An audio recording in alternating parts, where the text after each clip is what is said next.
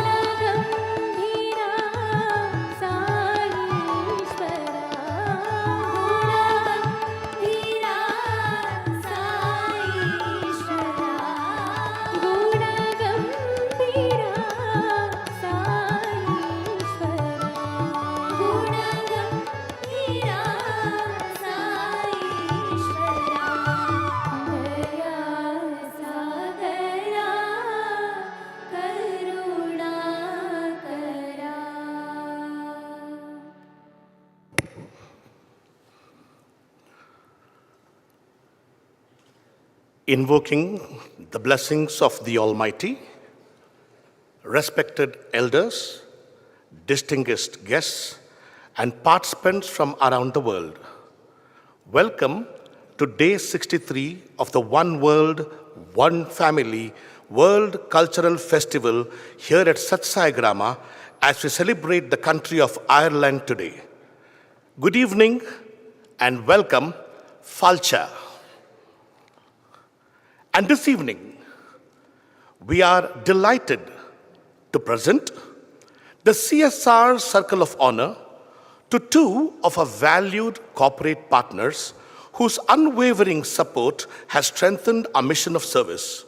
First, we have Fanuc India Private Limited, headquartered in Bangalore for its exemplary contribution to corporate social responsibility and community development. A global leader in industrial automation solutions, Fanuc India has been a trusted name across the Indian subcontinent, renowned for its innovation, reliability, and its guiding philosophy, service first. Since March 2022, Fanuc India has made a remarkable impact in the areas of healthcare and nutrition. Their initiatives include supporting Sri Sathya Sai Sanjeevani hospitals by providing ambulances, medical equipment, and transport facilities, as well as sponsoring pediatric cardiac surgeries for the underprivileged children. Additionally, through the Annapurna Trust, the company has enhanced nutritional outreach by sponsoring a 25-ton logistics truck, ensuring the seamless delivery of nutritious meals to thousands of children. And representing the company today, we have Mr. Hariharan Pillai KG, Vice President Operations, and Ms. Manisha Agarwal, Company Secretary. We request them both to kindly come on stage and receive the honor. As VP Operations at Fanuc India, Mr. Hariharan brings over 30 years of expertise in managing corporate operations with a strong focus on finance, IT operations, and facility management, encompassing diverse responsibilities, including finance, corporate governance, legal, and secretarial compliance. Ms. Manisha has been handling all matters relating to statutory compliances, board and committee support, CSR support, legal documentation for the company. I now request Mr. Pillai to share a few words.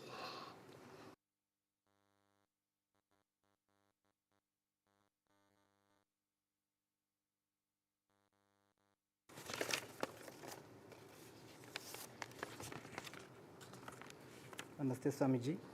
Good evening, everybody. Thank you for inviting Fanuc to this function today. And indeed, always we are happy to be here at any day, and especially today, being part of this 100 days celebration. Our association with this noble institution started in 2017 with a small support to Annapurna, who was serving the children, kids in the rural area of Karnataka and neighboring states. And that year, our support to this institution was in a smaller way.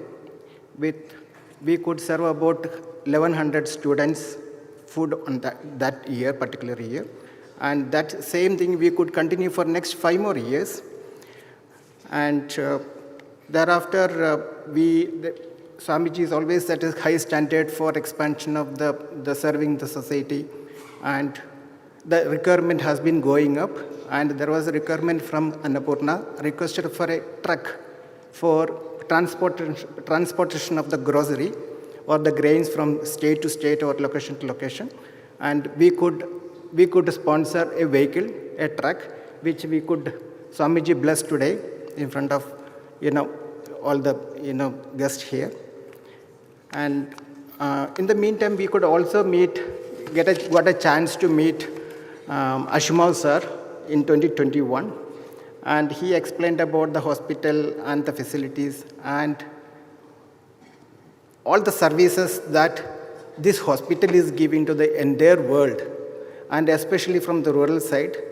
And we were quite convinced about it, but nothing can be convinced unless we visit the place. So we had a chance to visit this place, and I also had a chance to meet Swamiji that time. This facility is nothing less than a corporate hospital. So Swamiji says always that whoever needs the facility, the medical need, and they should not, even though it is free, it should not be less than anyone who receives the corporate healthcare in the corporate world. So that we can witness here when you come and see here. The facility is amazing and no need to spell it out. So this is the kind of facility that we are getting, the entire world is getting, and the theme of one world, one family really seen here. So this is what all of us are experiencing here, and we are happy that we are blessed to be associated with this institution in a smaller way.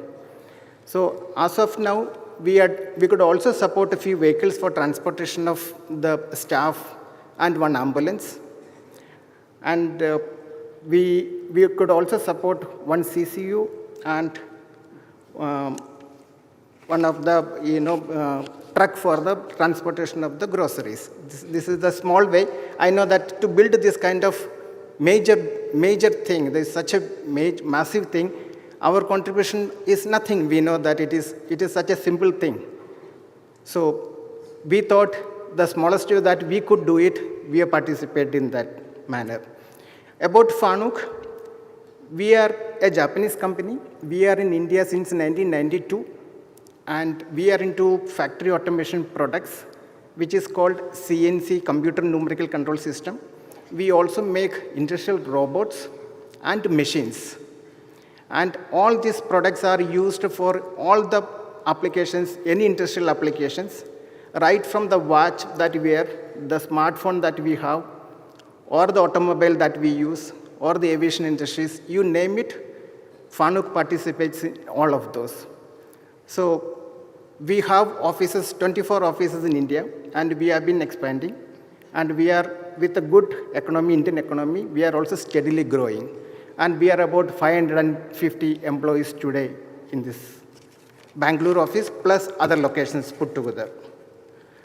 So I would like to say that we truly believe that we are so lucky to be associated with this noble organization. And the smallest way that we can, we would like to extend our support as we can always. Swamiji, that's what we would like to express to you. Thank you.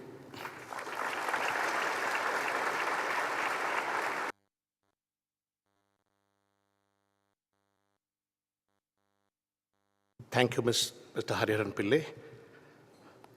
We are honored to present a token of appreciation to Embitel Technologies India Private Limited, a Volkswagen Group company, for its distinguished contribution to corporate social responsibility and transformative social impact. Embitel Technologies stands at the forefront of digital transformation, pioneering advancements in automotive software, IoT, and digital solutions. As a trusted partner to global OEMs, the company continues to redefine innovation, connectivity, and smart mobility across the world. Through their noble initiative, Embitel Technologies has supported the Sri Sathya Sai Loka Seva Gurukulam by sponsoring the Each One Educate One scholarship program, enabling deserving students to receive holistic, value-based education and a brighter future. Representing the organization today is Mr. Pratap Simha, President of the CARIAD India, and Mr. Jayanta Tiwari, Vice President and Head of Service Delivery Operations and CSR. We request them both to kindly come on stage to receive the honor. With over 3 decades of global experience in product development and automotive software engineering, Mr. Pratap has played a pivotal role in shaping CARIAD India's vision of building the digital backbone for the future mobility. With extensive experience in managing large-scale technology delivery, Mr. Jayanta oversees project execution, customer success, and organizational efficiency, and he also leads the company's CSR initiative, driving meaningful social impact in alignment of the Embitel's values of innovation and responsibility. We now invite Mr. Pratap Simha to share a few words with us.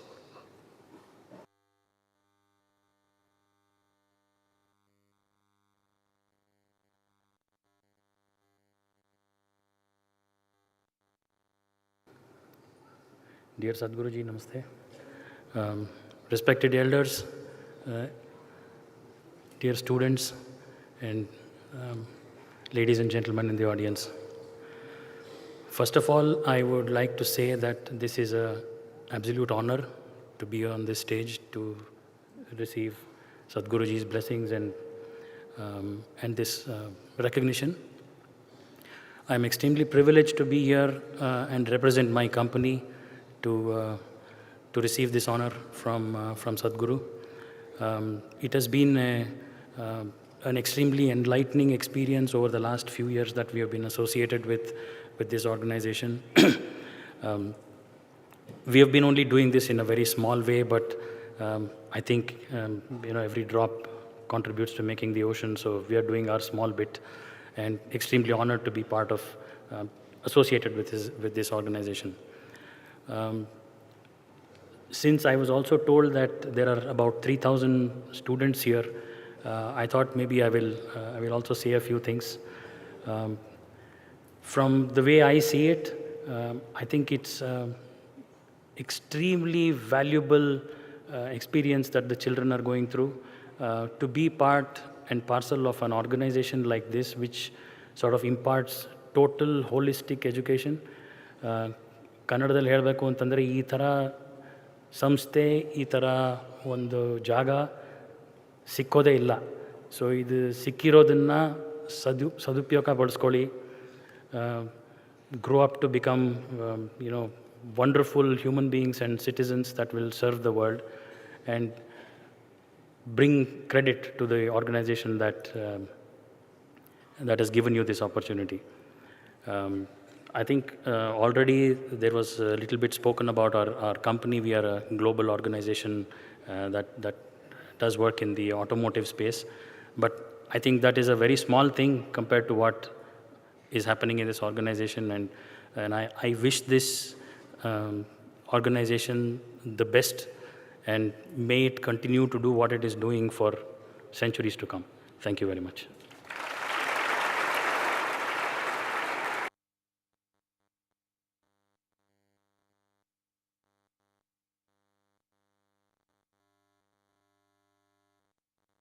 Mr. Simha, thank you.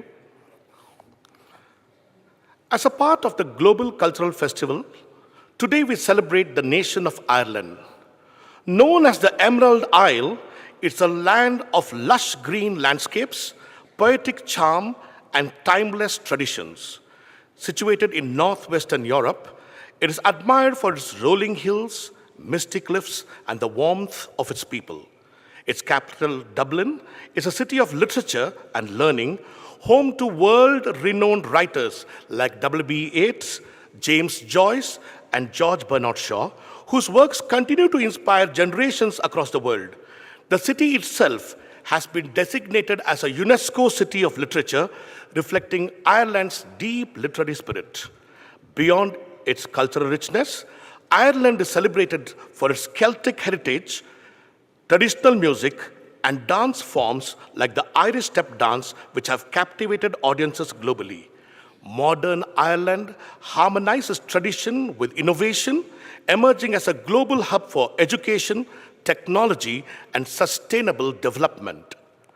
Today, we are honored to present the One World, One Family Humanitarian Award 2025 to Mr. George David Smullen from Ireland in recognition of his extraordinary dedication to the welfare of women and children. Mr. Smullen, the director of Ireland for the Cow Lark Direct, is a compassionate humanitarian from Dublin who has devoted his life to rebuilding communities devastated by the 2004 Asian tsunami in Thailand. Deeply moved by the suffering he witnessed firsthand, he mobilized volunteers, resources, and strategic support to provide homes, fishing boats, water purification systems, and educational aid for children orphaned by the disaster. Beyond immediate relief, his efforts helped revive local livelihoods, restore dignity to families, and foster unity among diverse groups who came together in selfless service. Through this unwavering commitment, Mr. Smullen has exemplified the values of compassion, empathy, and global solidarity, making a lasting impact on the lives of countless individuals. In recognition of his remarkable humanitarian work, we now request Mr. George David Smullen to kindly receive the One World, One Family Humanitarian Award, followed by his acceptance speech. George David Smullen.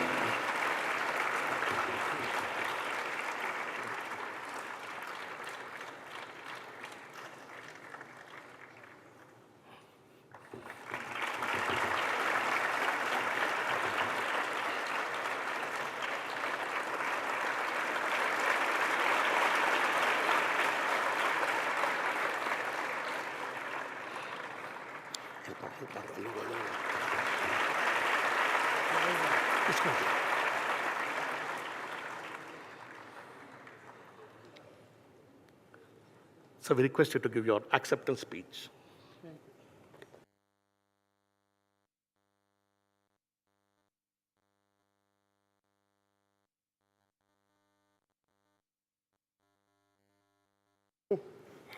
Ladies and gentlemen and students, it was both a great surprise and a great honor when I got a phone call inviting me to come here to the ashram to accept this great award.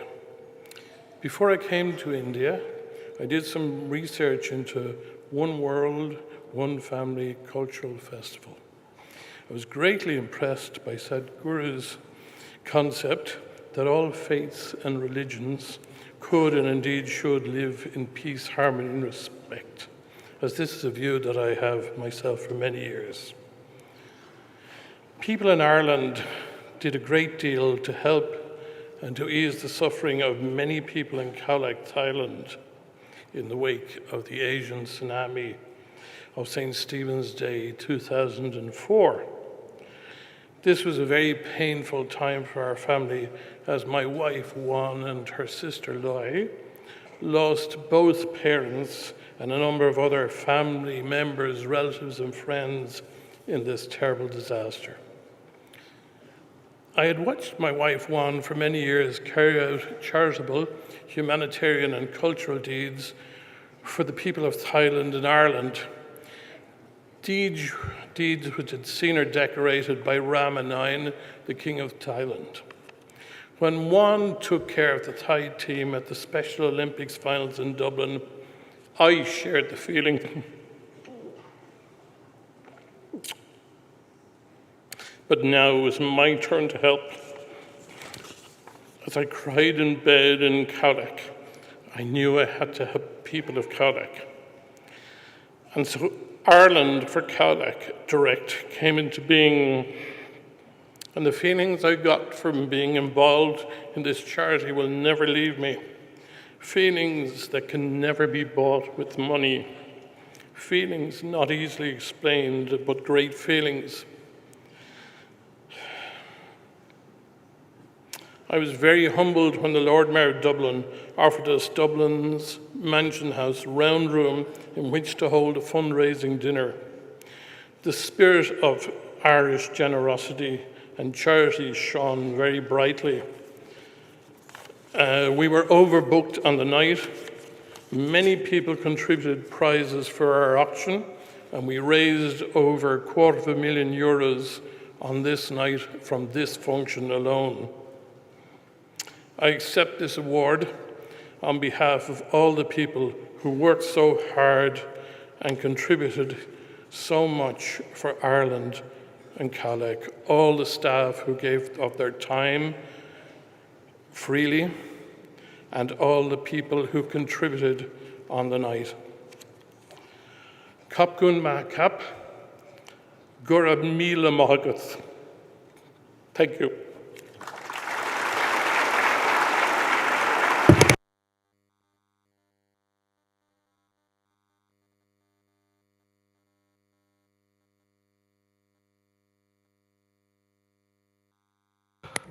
Garamahagat. Thank you, Mr. Smullen. And this evening, we have Mr. Andrew Gordon, who will present about Ireland's culture, people, and values. Mr. Gordon is a reproductive biologist and a senior embryologist. He's a scientific director of the Bristol Fertility Clinic, Bristol, UK.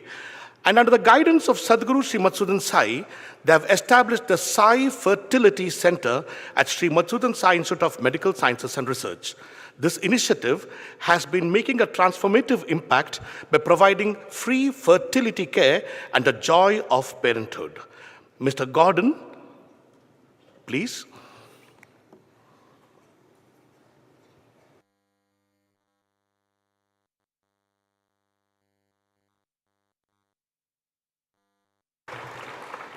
Giagwich, which is how you say hello in Ireland. It's a great joy to be here among brothers and sisters from all around the world. With deep gratitude, we thank Sadhguru Sri Madhusudan Sai for his divine vision that reminds us all that the whole world is indeed one family. We are humbled and honoured to represent the Republic of Ireland, a land of saints, scholars, and storytellers at the One World, One Family World Cultural Festival. Ireland lies in the northwestern Europe, an island shaped by the sea and softened by endless green shades. The Republic of Ireland makes up 26 of the 32 counties on the island, while the 6 counties in the north belong to the United Kingdom. Surrounded by the Atlantic Ocean, this land is often called the Emerald Isle. Known for its rolling hills, lakes, and cliffs that meets the misty horizons. Ireland is home to around 5 million people. The capital city is Dublin, a lively centre of culture, art, and conversation. The climate is mild throughout the year, with gentle rain that nourishes the green fields and countryside. The currency of Ireland is the euro. The country has 2 official languages, Ireland, known as Gaeilge, and English, reflecting both tradition and modern identity. The Cliffs of Moher rise above the Atlantic Ocean and among Ireland's most famous landmarks. They remind us that nature's power and beauty stand tall and calm as the waves crash below. Sligo Bay, overlooked by the striking Ben Bulbin Mountain, is one of Ireland's most breathtaking natural sights. It's inspired many poets, including William Butler Yeats, who calls the region the land of heart's desire. Galway Bay, on Ireland's west coast, is known for its music, charm, and warm community spirit. As the sun sets over the Atlantic, the bay glows golden, a scene that captures the soul of Ireland itself. Glendalough Monastery means the valley of 2 lakes. It's an ancient monastery founded by St. Kevin in the 6th century. Its ruins rest among forests and lakes, still drawing those who seek silence and refuge. Dublin, the capital city, blends old world charm with modern life. Its cobblestone streets, bridges, and vibrant culture make it a centre of creativity and connection. Newgrange is one of the oldest monuments in Europe, older than the pyramids of Egypt. Every year on the winter solstice, sunlight enters the chamber, symbolizing renewal and the light overcoming darkness. Christ Church Cathedral stands in the heart of Dublin as one of the city's oldest and most sacred landmarks. It represents unity and faith, values shared by the Reverend Dean Dermot Dunn, the Dean of Christ Church, and a spiritual leader at this World Cultural Festival. We heard from Reverend Dean Dunn this morning, and we will hear more. This cathedral reminds us that the true spirituality lies in compassion, service, and connection. Ireland's spirituality has deep roots in both nature and compassion. Long before Christianity, the ancient Druids honoured the harmony of nature, Later saints like St. Patrick brought teachings of love, service, and forgiveness. Together, these shaped Ireland's spirit of faith, wisdom, and peace. Irish culture treasures hospitality and believes that every person carries a spark of divine light within them. Irish food is simple and hearty, born from farm life and the changing seasons. People enjoy fresh vegetables, potatoes, oats, and dairy.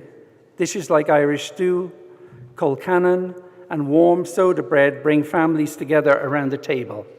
A cup of tea and homemade bread remain symbols of welcome in every home.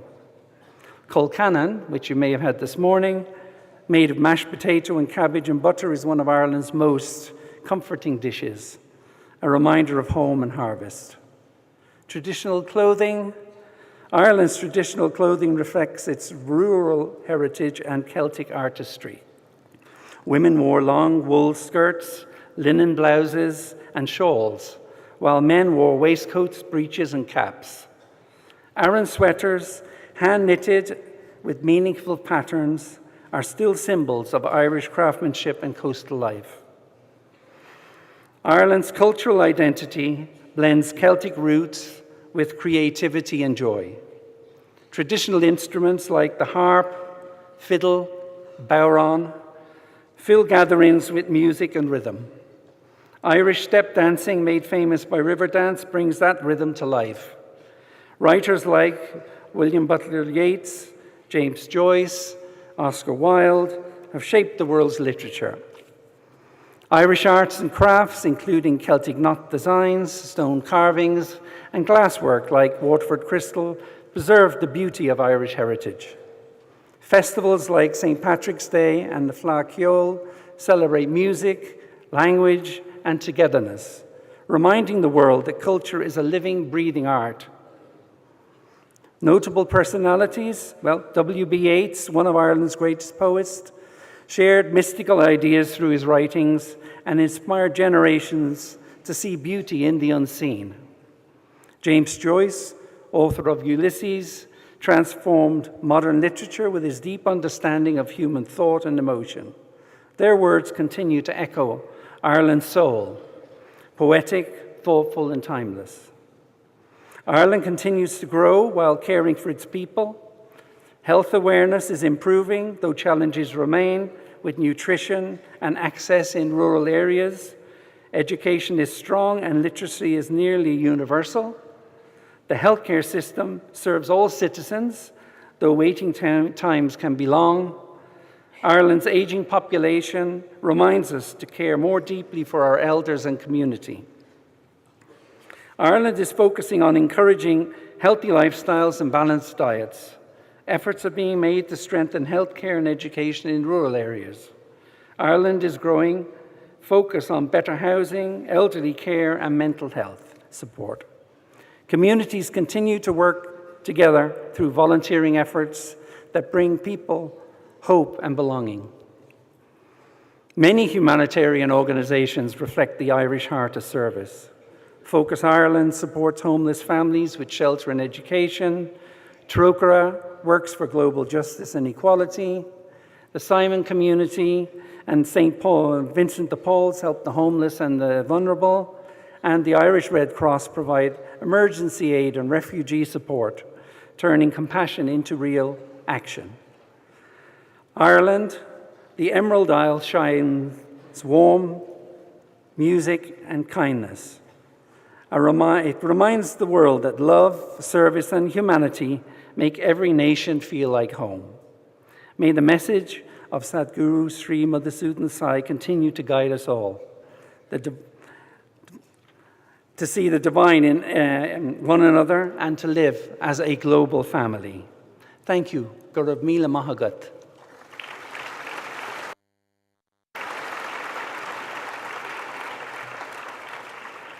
Dear Swami, on behalf of the Irish team, we'd be honoured to present you with a small token of Waterford crystal.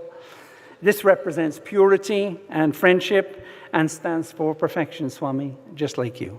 Sarah.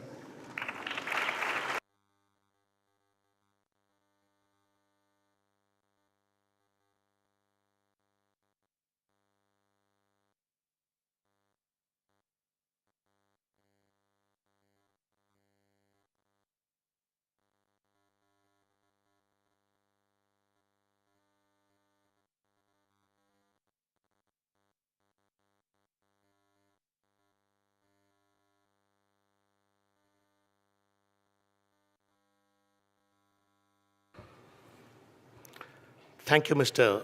Andrew Gordon. We now pray to Sadhguru to bless us with this benedictory message.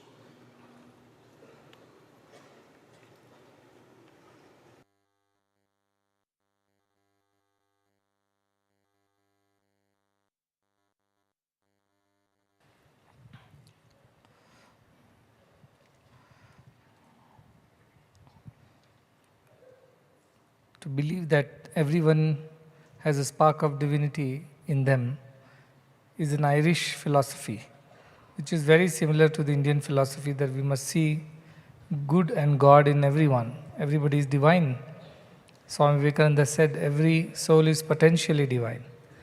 What he meant is we are capable of experiencing the divinity if we put some efforts. We welcome all the members of this One World, One Family from Ireland were here, and just now we heard Dr. Gordon speak about the various facets of a very fascinating country of Ireland. All of Europe is beautiful. Go anywhere and you find so much of natural beauty in culture, and as he mentioned, it's a Celtic culture that guides the thought and philosophies of these nations like Ireland.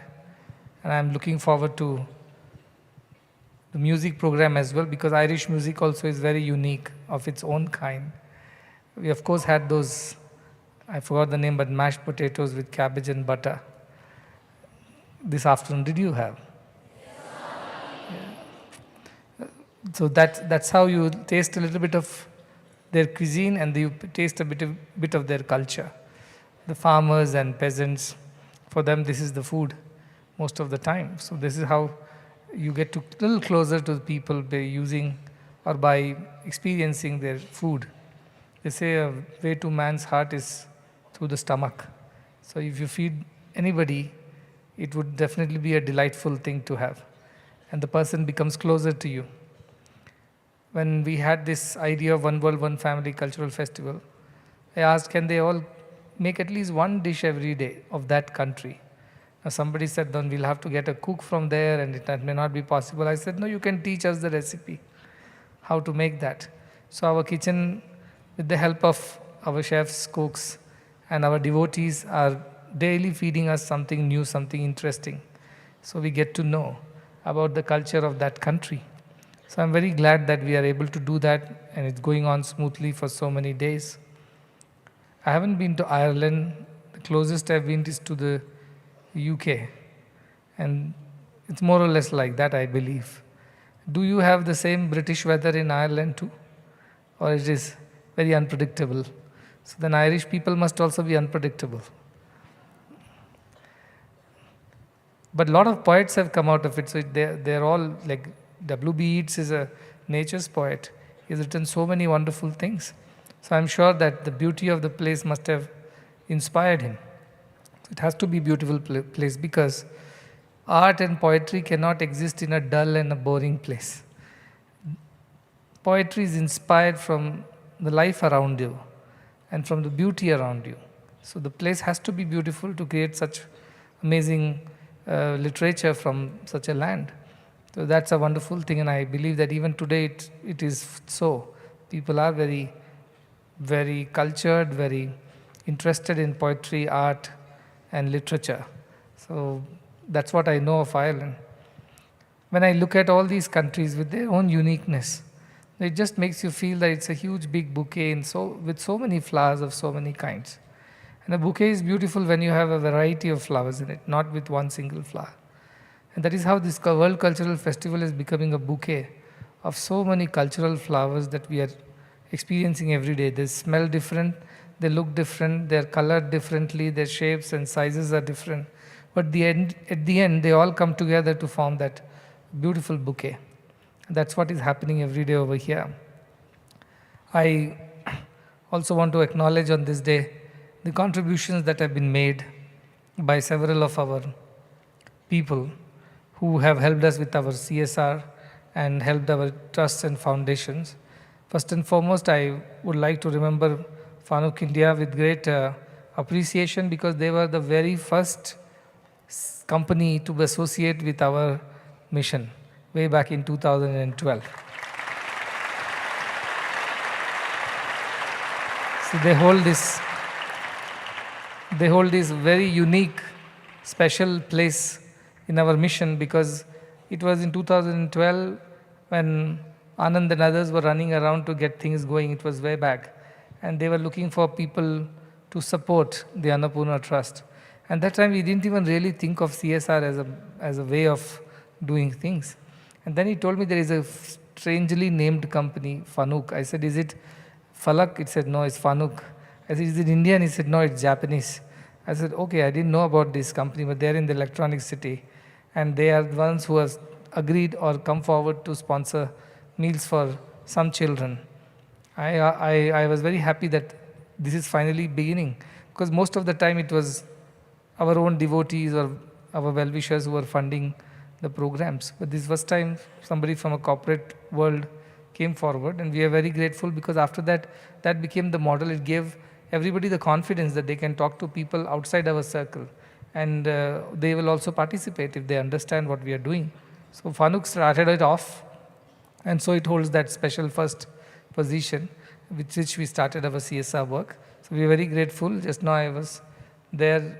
They have gifted us a bus for the transportation of our staff, because we've been increasing our staff every year. It's increasing. So to help staff being transported, so that's, and many other things, ambulances and equipment, medical equipment, and supporting the nutrition and so on. So we are very grateful. Mr. Hari, please convey it to the entire team that we are very grateful, and I gave them another job. I told them get one more ambulance with a neonatal ICU in it, because a lot of kids born in and around this area, but they don't have an ICU facility in the local small clinics where they are born. And from there, if you have to bring them to a hospital like this, it takes a lot of effort, and on the way anything can happen. So if you could also provide an ambulance with neonatal ICU, then it will be very helpful for those children who are born in faraway places. So that's all, that also they've agreed to work on. So that is how goodness begets goodness.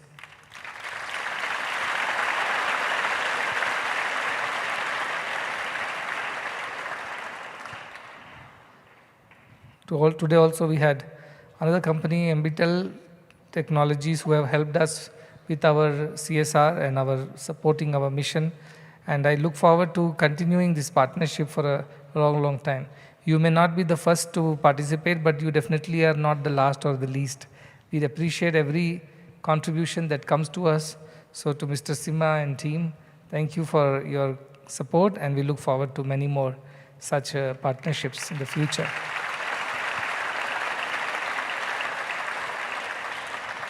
I also have to say a little bit about the recipient of Humanitarian Award from Ireland, Mr. Smullen, and his heartfelt speech, where he talked about how touched he was with the cause of the tragedies that struck Ireland, and he wanted to do something about it, and therefore they came together. He didn't seem like a seasoned fundraiser or a philanthropist, but he learnt the ropes because there was a need knocking at the door. Most of the times, as they say, necessity is the mother of invention. Likewise, when there is necessity, you see the problems around and your heart moves and you feel motivated to do something, you do get to learn how to do it. And that is what is his story, I feel. Mr. Smullen explained that he started with fundraising and then trying to provide whatever relief for those flooded areas, and then he helped so many people. I'm not saying the quantum of work or size of work, but it is the quality of the work, the intention behind it, the purity of your feelings behind it. That is what makes that work an inspiration. And when your heart moves, when you look at the problems of others, then you are alive. Otherwise, your heart has turned into a stone. That's all it is. Heart, as Bhagavan used to explain, is Hridaya. In Hrit plus Daya it is called. That which is filled with Daya or compassion. So if your heart does not melt with compassion at the plight of others, it is no heart. It is a stone. So that is the idea, that our hearts should melt when there is a tragedy, and not that you have the resources to do it, but you can talk to others. You can motivate many more, and get them under a roof and discuss. And who knows who gets inspired. That is how things happen. And that is the way we must do. There might be some very super rich philanthropists because they've made their wealth either through inheritance or a huge windfall gain or a big company and so on and so forth. It's one thing to be like that. But it is another thing when you do not have any resources, you have no support, you have no income or no wealth to do, yet you have the motivation, you have the compassion in your heart, because of which you go out and fearlessly, selflessly you talk to people and motivate them too. And that's a quality, that's a virtue. And that is what I learned from Mr. Smillan. So we're very happy that he came all the way to receive this award. Also, I want to talk about a little bit about Andrew and his wife Uma. Both are doctors and they are specialists in fertility. Many years ago, not many, 3 or 4 years ago, they were coming here and they were helping at the hospital in our gynecology department. And they came across several cases of infertility in the rural folks. I did not pay much attention to it. I thought that's a part of life. Not everybody gets to become parents. And sometimes it happens that they don't become parents. So she wanted to know what can she do. I said, what can we do about it? You'd let us know. And she said, no, Swamiji, we have to kind of see things from the point of view of those rural women.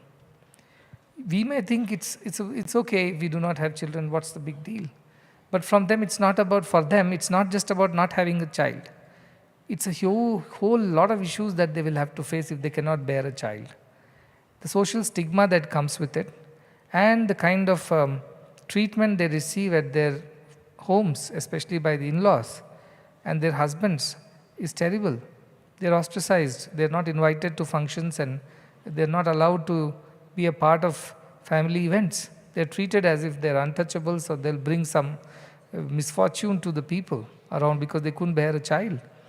And worst of it all, if they are not able to bear, the husband may just abandon them and marry another woman so that he can get a child. And where will this girl go or this young woman go? She wouldn't be accepted by her own parents because all they did was to get her somehow off their backs, get her married and be done with it. And now in-laws don't accept her because she cannot bear a child. And husband does not love her, he looks out for another woman. And then the society treats her badly because she's considered as unfortunate or who would bring doom. Where would such a woman go in the society? You must see from their point of view. And actually it is to the credit of Dr. Uma, who is the wife of Dr. Andrew, who sensitized me to this problem of rural women, which otherwise I had not thought about. We were happy that we were helping women deliver babies, though there were many complicated cases, but we were handling it all. I was thinking we are doing good enough. But she brought attention to this. Then I said, but we do not have the facility to do it. It is something that we do not know how to do it. Then she suggested we can do it. I would support, I will come. And then she spoke to some fertility centers and labs in Bangalore and got them to work with us. And then she also found sponsors who could sponsor each of these procedures, which can cost anywhere between 2 to 4 lakh rupees per incident. And many times it takes multiple attempts. So that was how she brought this idea to our institute. And after that, I believe more than 60 plus women have successfully become mothers. And as I said, it is not just about being mothers.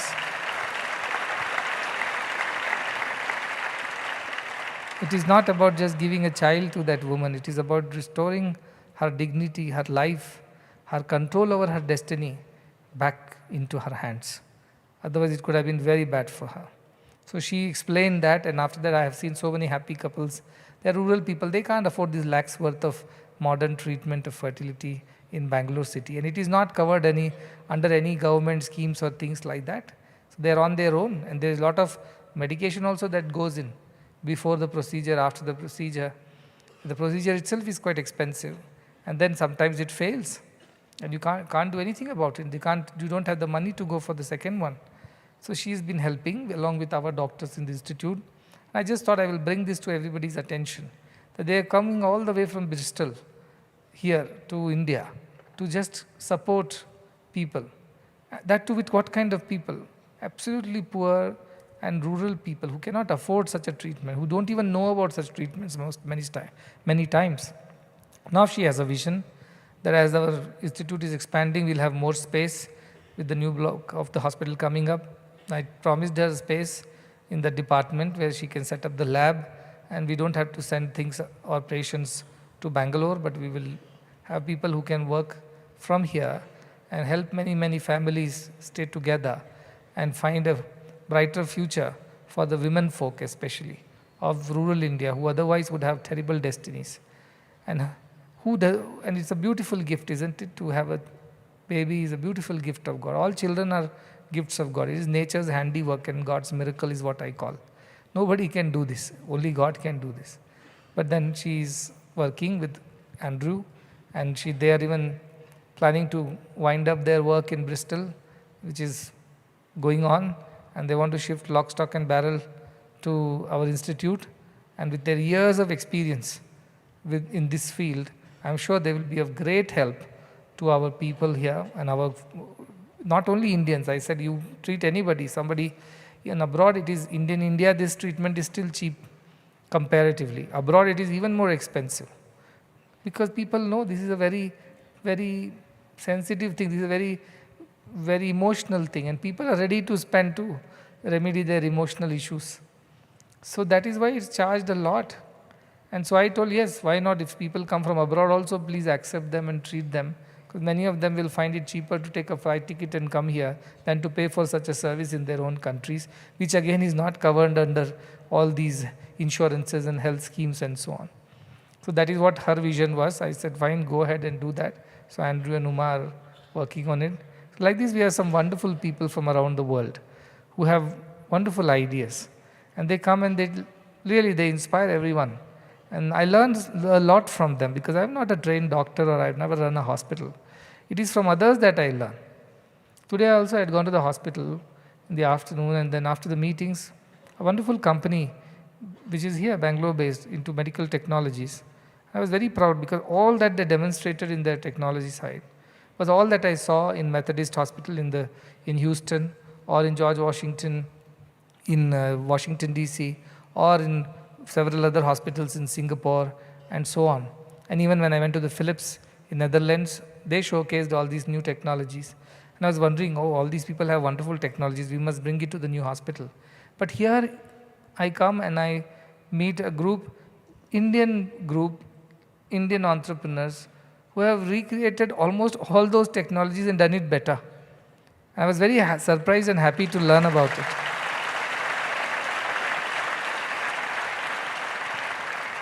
And technology is a game changer. Technology is a game changer because if you want to make so many millions and millions of people access these basic things like education, health, having a physical person serving them in those remote areas is almost impossible. Even if you train people, it's very difficult to connect to the farthest, most corners of the country and the world. But technology can do a lot. So I was learning about it this afternoon. I'm very happy that such nice people are coming and sharing their things with us. So we do not have the wherewithal to just get everything under the sky. We are not a corporate structured profit-making entity. We have to depend on people's kindness, people's goodness, people's charity, and which is fine because we are all together in it. And everybody gets an opportunity to be a part of something as wonderful as this. I'm sure most of them left to themselves might not have been able to have the courage to take it up. Not everybody is Mr. Smallan. Not everybody will take up a challenge. But when you are in a group, it gives you courage when you look at each other and you see everybody is of your kind. Everybody wants to do some good. And not that everybody is well endowed or capable of doing it, but they have the courage, they have the motivation, they have the heart to do it. You also get inspired to do a little more than what you have been doing. That is the story of this mission, which every day serves so many millions, but every day also transforms millions of lives, both those who receive benefits and those who are the benefactors. Everybody gets an opportunity to redeem themselves, to transform themselves. That is why this mission is so pure and so selfless. It grows on its own. It has its own way of things. And I have noticed when people come with ulterior motives or agendas or hidden thoughts or ideas, they do not last in this mission. Even if they enter and somehow become a part of it for some reason, and in our desperation to get some help, we agree to things, there is a mechanism in place. There is a filter system, I call it. It finds its way to filter those unnecessary, unwanted ideas and people out of this system. This I have seen in the last 12 to 15 years. A lot of people with big, big ideas, they come and big, big promises they make. And then we think, okay, this is all for true. But then we realize that they had their own agenda behind it. And it doesn't work. It doesn't work with them. And this happens. Only the right people, good people, noble people become a part of it. So there is a divine mechanism in place. And that takes care of the purity, sanity, and sanctity of this mission. And that is how this thing grows. Anyway, I just wanted to share that I'm happy that so many people are coming from so many places, and so many of our companies, corporates in India are supporting us with whatever they can. We get inspired by meeting humanitarians from around the world, from such far off places, and also our own devotees who are so inspirational in what they are doing. So put it all together, and that is the essence of this One World, One Family mission. I'll come back in a short while to listen to the musical presentation, and I wish everyone, our CSR partners and the humanitarian who was awarded, all the very best, and may continue to do good in the best of your capacities.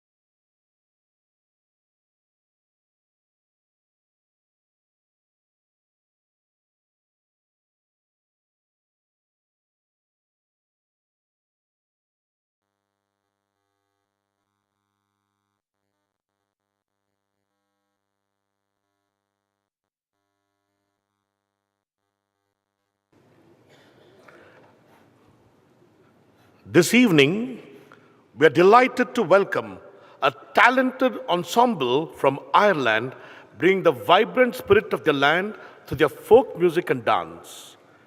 Irish music, with its lilting melodies, lively reels, and heartfelt ballads, carries the soul of its people, a deep love for nature, freedom, and community.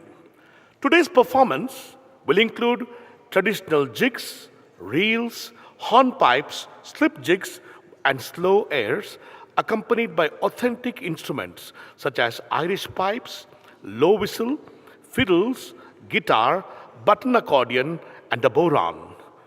We will also have a display of traditional Irish dances. As a part of the ensemble, we have Mr. Leonard Barry on the Irish pipes and whistles, Mr. Andy Morrow on the fiddle, Mr. Marty Barry on the guitar and vocals, Mr. Peter Brown on the button accordion, Tom Fairbairn on the fiddle and bass, Connor Macaulay on the drums and bodhrán, and Miss Aideen Marie Burke is the dancer who will be dancing along with them for a few pieces. Please put your hands together for these wonderful artists from Ireland, and let us listen to some authentic Irish music.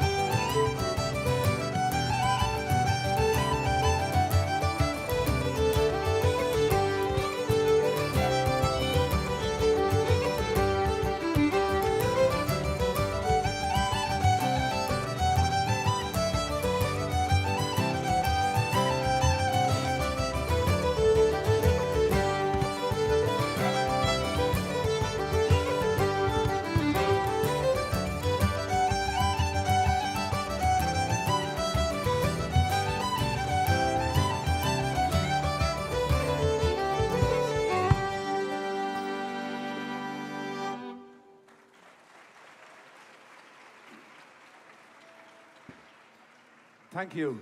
Thank you very much. And thank you for the wonderful welcome to your beautiful country. We love it. The music we play for you is the music of our people, of our ancestors. It's traditional music that has been passed down from generation to generation for hundreds of years in Ireland. And now we'll play you a very old piece, a set dance called The Blackbird.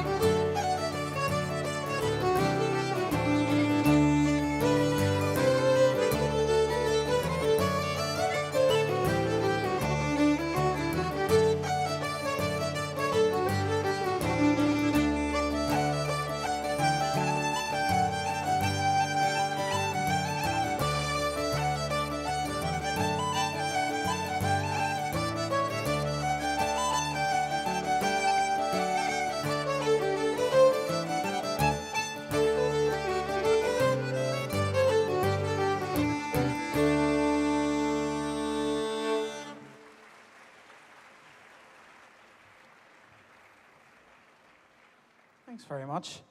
We're going to continue on with another song, with our first song tonight. And it was a song that I would have got from a band called the Dubliners, who were fairly seminal in the folk revival and the ballad revival in Ireland back in the 60s. And the song itself was written by my great-grandmother's best friend, a man called Dominic Behan. And it's a song about all the Irish that immigrated over to London and got jobs in construction, building all the roads around London in the 50s and 60s. And it's a song called McAlpine's Fusiliers, so I hope you enjoy it. 'Twas down the glen came McAlpine's man, with their shovels slung behind them. 'Twas in the pub that they drank their sup, and up in the spike you'll find them. They sweated blood and they washed down mud with pints and quarts of beer.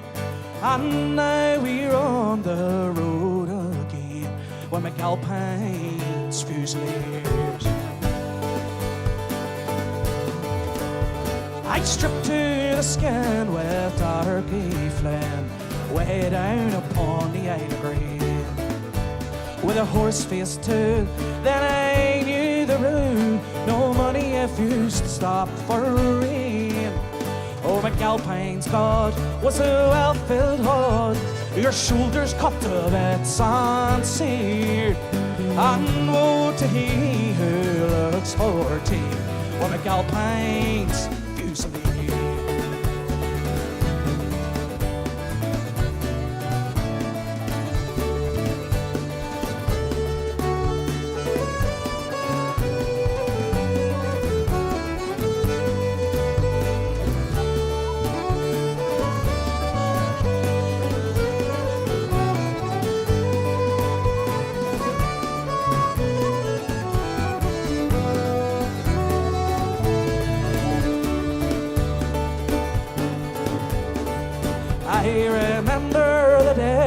the barrel shed fell in a concrete stairs. What the horse face said when he saw him dead, well, it wasn't what the rich call prayers. I'm a navvy short was the one retort that rang onto my ears. When the going is rough, you must be tough for McAlpine's Fusiliers. Well, I worked till the sweat had me breath, working with those Jackson holes on shutting jams up in hydro dams or underneath the Thames in a hole. But I grafted hard and I got my yards, and many gangers pressed across my ears. If you pride your life, don't join by Christ or McAlpine's Fusiliers. If you pride your life, don't join by Christ with McAlpine's Fusiliers.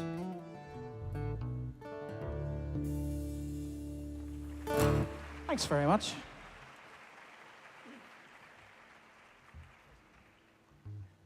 And now we're going to have some music featuring the fiddle, Andy Morrow and Tom Fairbairn leading us off.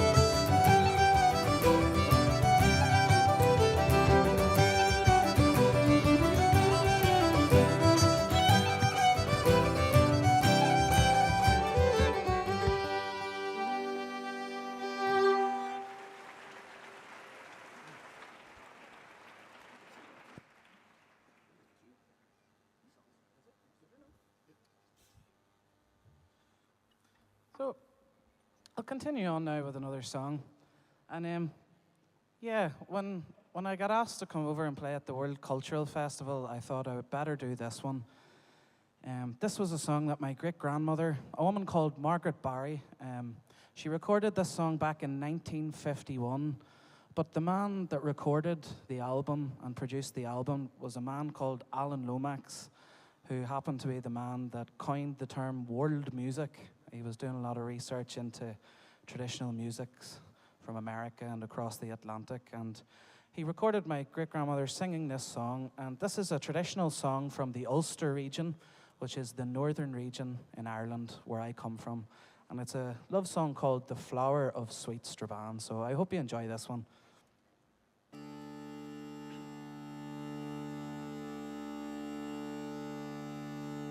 Were I the king of Erin's and all things at my will, I would roam for recreation, few comforts to find still, but the comfort I would ask for, as you might understand, would be to gain you, lovely Martha, the flower of sweet Strabane. Oh, her cheeks they were a rosy red, her two eyes a lovely brown, and o'er her lily white shoulders her golden hair hangs down. She's one of the fairest creatures, oh, famous for her clan. She's my pride, my lovely Martha, the flower of sweet Strabane. Oh, had I you, Martha, way down in the show, or in some lonesome valley, or the wild woods of Tyrone, I would do my own endeavor, oh, for to work my plan, for to gain you, lovely Martha, the flower of sweet Strabane. For to gain you, lovely Martha, the flower of sweet Strabane. Garlina Maigov.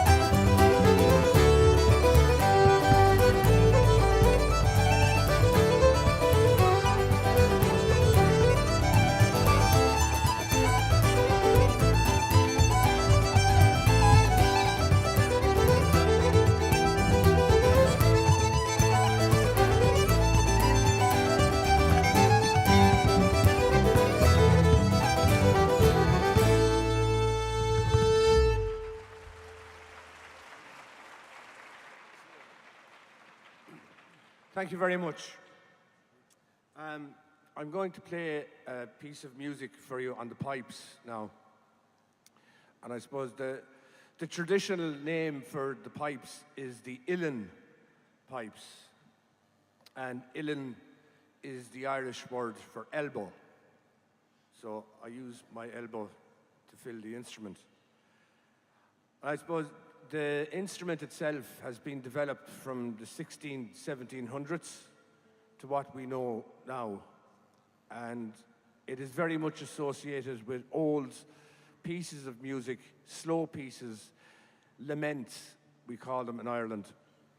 And a lot of these laments were composed, not so much composed, but passed on from generation to mark significant events in our history.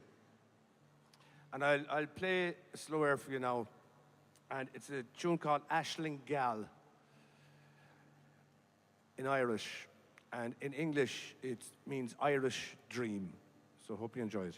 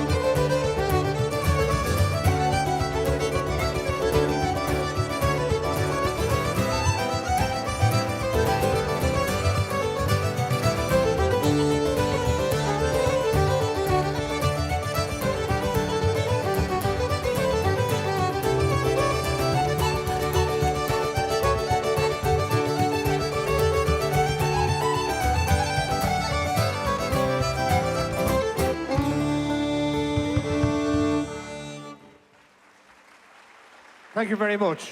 Conor McCauley on percussion.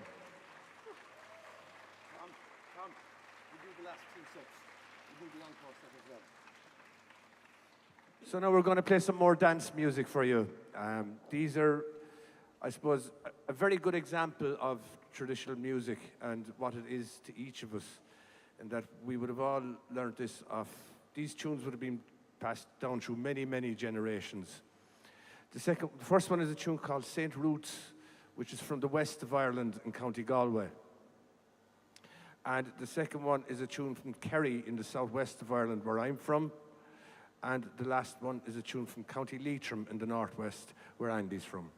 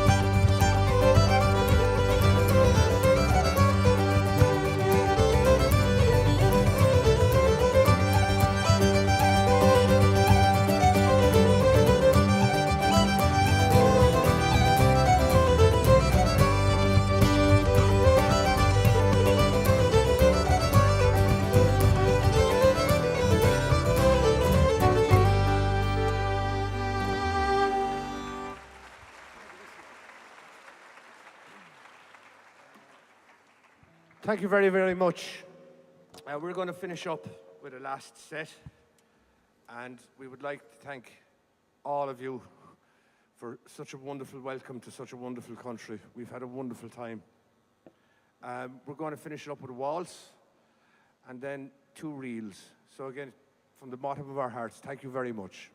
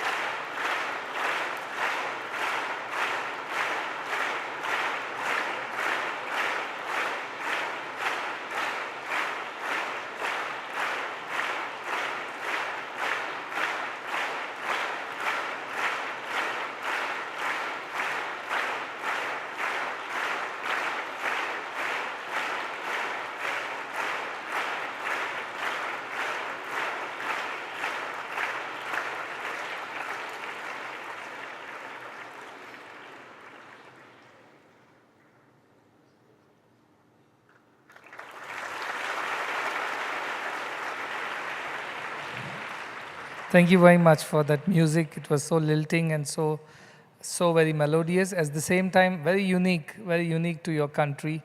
We don't hear it everywhere. And you brought that beautiful music. And the tap dance, I was just telling Dimitris, why did he not give the shoes to her? And he said that he thought that this is a stage where he should not wear shoes.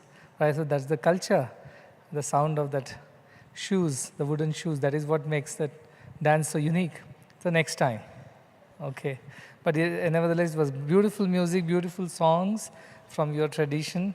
And the instrument, first time we also heard the pipes, which you played, and the fiddle and all these instruments. It was wonderful. So thank you very much. Please come again.